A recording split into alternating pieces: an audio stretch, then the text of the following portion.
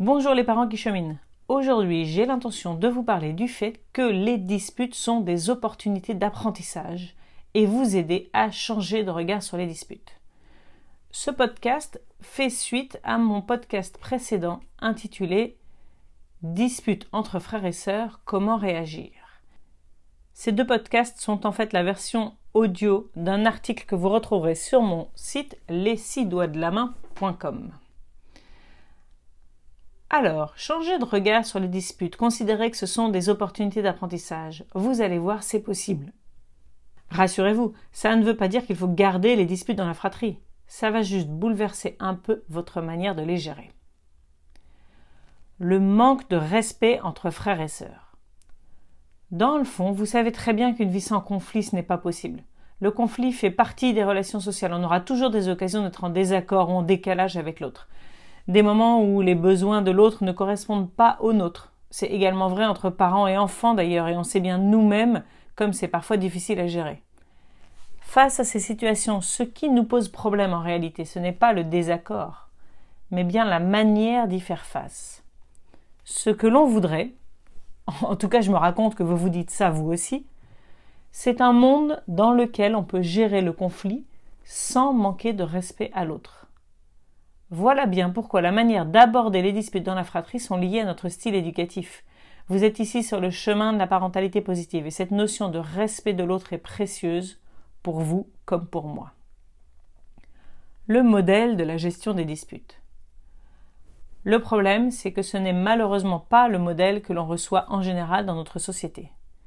Donc, si on laisse les enfants avec ce qu'ils observent autour d'eux, ils apprendront à faire face au conflit exactement comme ils l'observent, c'est-à-dire sans respect, en réglant le conflit par la force en fait, qu'elle soit physique ou autre. Je sais, j'exagère un peu. En réalité, la gestion du conflit est entrée dans le programme scolaire au primaire. Bonne nouvelle. Sauf que les adultes qui entourent nos enfants ne sont pas formés à ça. Honnêtement, les choses progressent et les ressources à ce sujet se multiplient. Mais il reste qu'ils ont grandi dans un monde dans lequel on ne le leur a pas appris, alors ils font comme ils peuvent et ils réagissent eux-mêmes au conflit avec leur approche du plus fort en décidant à la place des enfants comment ça doit être réglé. Bref. Faut-il intervenir dans ces disputes entre frères et sœurs? Voici une question récurrente et ô combien importante que je reçois de la part des parents. Et la réponse classique à cette réponse est non, y compris sur des sites d'éducation positive. C'est là que ce que je vais vous dire diverge. Ça va faire toute la différence. Car si je suis ce que je cherche à vous enseigner, ma réponse est oui. Un grand oui. Mais en fait, je devrais plutôt répondre à la normande. Ça dépend. C'est vrai qu'on entend souvent qu'il vaut mieux ne pas intervenir dans les disputes entre frères et sœurs, qu'il vaut mieux laisser les enfants gérer leurs conflits seuls. Dans la théorie, je voudrais bien pouvoir dire ça aussi, parce que je sais que les enfants apprennent par l'exemple. Ils voient, ils reproduisent. Il leur suffit de s'entraîner. Mais si on reprend l'idée du modèle précédent, on s'aperçoit que ça ne peut pas marcher. Justement parce que si l'on n'intervient pas, nos enfants vont simplement reproduire le modèle reçu qui leur montre souvent comment on gère le conflit par la force. Donc il va nous falloir intervenir pour leur montrer une autre manière de faire. C'est aussi simple que ça. Intervenir de la bonne manière. Mais si nous ne savons pas non plus faire autrement, parce que nous non plus on ne l'a pas appris, serons-nous alors capables d'intervenir de manière constructive? Parce que là je reviens à l'idée de départ. Si vous intervenez pour jouer les arbitres, il vaut mieux effectivement se retenir, à condition que cela ne devienne pas trop violent évidemment. Jouer les arbitres risque plutôt de mettre encore de l'huile sur le feu. Donc si c'est possible, il vaut mieux s'éloigner que de venir arbitrer un conflit qui ne vous concerne pas. Cependant, dans ce cas, vous êtes sûr que vos enfants n'apprendront pas à régler leurs conflits respectueusement. Alors bien sûr, je voudrais vous encourager au contraire à intervenir, à condition de savoir comment. Or, la gestion du conflit, c'est comme tout, ça s'apprend. Donc je résume. L'idée, c'est d'apprendre la gestion du conflit, puis d'intervenir dans les disputes pour montrer aux enfants comment ça marche, et les aider ainsi à développer cette compétence, avant de se retirer et de les laisser gérer. Et franchement, cette compétence, elle leur sera utile à vie.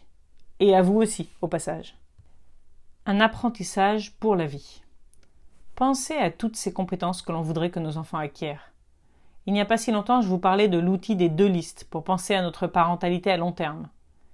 J'ai envie de vous faire ici une petite liste des compétences relationnelles que nos enfants peuvent apprendre à développer au détour de leurs disputes. Savoir dire non, exprimer ses besoins, négocier, écouter ses émotions, être sensible à celles de l'autre, avoir de l'empathie, identifier ses limites, savoir poser sa limite sans agressivité, faire des choix, prendre des décisions, envisager d'autres possibilités, tenir compte de l'autre, s'affirmer, trouver des solutions ensemble, etc. Ah, et puis savoir demander pardon. Et voilà comment les disputes dans la fratrie deviennent de vraies opportunités d'apprentissage. Franchement, ça ne vous donne pas envie de les voir se disputer maintenant ? J'ai demandé à Claire, maman de 2 enfants de 3 et 6 ans qui suit la formation « En finir avec les disputes dans la fratrie », quelle était sa plus grande prise de conscience à la fin du premier module. Et voici ce qu'elle m'a répondu. Voir les disputes comme des opportunités d'apprentissage. Et donc non seulement pas quelque chose à éviter à tout prix, possibilité de me débarrasser de mon héritage familial dans lequel j'ai appris à me taire plutôt qu'à dire mon désaccord, mais aussi carrément une opportunité de développer un tas de compétences. Alors bien sûr, on peut essayer de faire disparaître les disputes sans passer par cette case gestion de conflit, mais qu'est-ce qu'on leur apprendra alors ? À refouler leurs opinions ? À s'écraser ? Ce serait quand même dommage de passer à côté de ces opportunités, non ? Réconcilier les enfants. Je précise quand même un point qui n'est peut-être pas clair dans mes propos. Il n'est pas question de conclure que les disputes c'est génial et qu'on veut continuer à en avoir dans la maison. Non. Ce que je veux dire, c'est qu'au fur et à mesure que nos enfants développeront toutes ces compétences, les conflits se transformeront de moins en moins en disputes. C'est ça l'idée. On va les accompagner à ça. C'est un vrai cercle vertueux pour sortir des disputes et que nos enfants trouvent leurs propres moyens de se réconcilier et de faire cohabiter leurs points de vue en cas de conflit. L'apprentissage.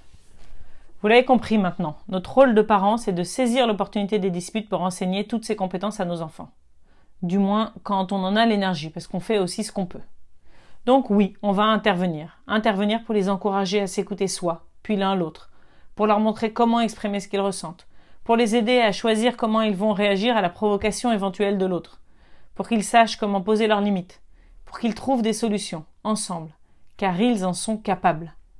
C'est pour ça que j'ai eu envie de créer la formation « En finir avec les disputes dans la fratrie », justement pour vous montrer comment faire tout ça facilement, étape par étape. C'est l'objet du module 2 de la formation. Le moment où vos enfants vont gérer seuls leurs conflits. Peu à peu, vous verrez que vous n'aurez plus besoin d'intervenir, car vos enfants sauront trouver leurs propres solutions, sans votre aide. Le dernier module de la formation « En finir avec les disputes dans la fratrie » s'intitule d'ailleurs « Savoir s'effacer », pour identifier ce moment où on peut en toute confiance laisser nos enfants gérer. Alors, non seulement vous pourrez savourer le calme dans la famille, mais vous pourrez aussi être fiers de ce que vous aurez pu transmettre à vos enfants, des compétences pour la vie. À vous, comment réagissez-vous aux disputes entre les enfants ? Si vous pensez que ce podcast peut aider d'autres personnes, n'hésitez pas à le partager et de toute façon à vous inscrire à la newsletter des 6 doigts de la main sur le site les6doigtsdelamain.com, le 6 en chiffres, pour pouvoir recevoir plus d'inspiration et de partage autour de l'éducation positive. À très vite!